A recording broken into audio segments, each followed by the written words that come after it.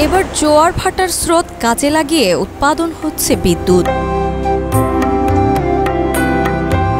আর এই বিদ্যুৎ উৎপাদন করে সফল হয়েছেন উদ্ভাবক মনিরুল। তো জ্বালানি তেল বিক্রি থেকে আমার এই সূচনাটা শুরু হয়। জোয়ার ভাটার পানির মাধ্যমে সে দীর্ঘদিন প্রচেষ্টা করে সুন্দরভাবে আর কি সে বিদ্যুৎ জ্বালাইতেছে। বরগুনার সদর উপজেলার পুরাকাটা গ্রামের মনিরুল ইসলাম নিজস্ব উদ্ভাবিত একটি বিশেষ যন্ত্র বসিয়ে একসঙ্গে 50টি টিউবলাইট জ্বালাতে সক্ষম হয়েছেন। প্রাতিষ্ঠানিক শিক্ষার সুযোগ না থাকলেও অদম্য ইচ্ছাশক্তি আর সৃজনশীলতায় মনিরুল পায়রা নদীর একটি খালের সুইচ গেটের মুখে বসিয়েছেন তার তৈরি যন্ত্রটি। সব জায়গায় পানির স্রোত এবং সুইচ গেট সবকিছু আছে। এর মাধ্যমে বাংলাদেশের যে কোনো জায়গায় যে কোনো সময় এই জলবিদ্যুৎ তৈরি করা সম্ভব। জোয়ার ভাটার স্রোতে ঘুরে যন্ত্রটি বিদ্যুৎ উৎপাদন করছে। প্রায় 70,000 টাকা ব্যয়ে 2006 সাল থেকে বিভিন্ন উদ্ভাবনী কাজে যুক্ত থেকে তিনি তৈরি করেন এই অভিনব প্রযুক্তি। প্রথম দিকে অনেকেই তার প্রচেষ্টাকে উপহাস করলেও এখন তার সফলতায় অবাক হয়ে প্রশংসায় ভাসাচ্ছেন স্থানীয়রা।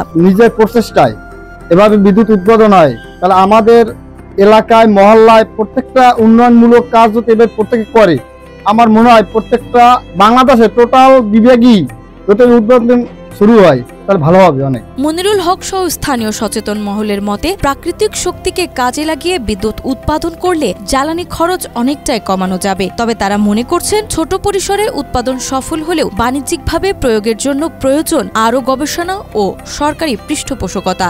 বাংলাদেশের আনাচে কানাচে গ্রামগঞ্জে বিদ্যুৎ ছড়িয়ে দেওয়া সম্ভব। আমাদের একটাই দাবি এখন যে বাংলাদেশ সরকারের পক্ষ থেকে অথবা কোন হৃদয়বান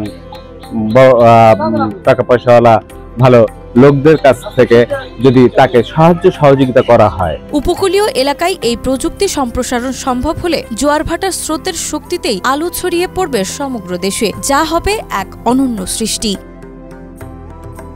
নাজমা, মাই টিভি।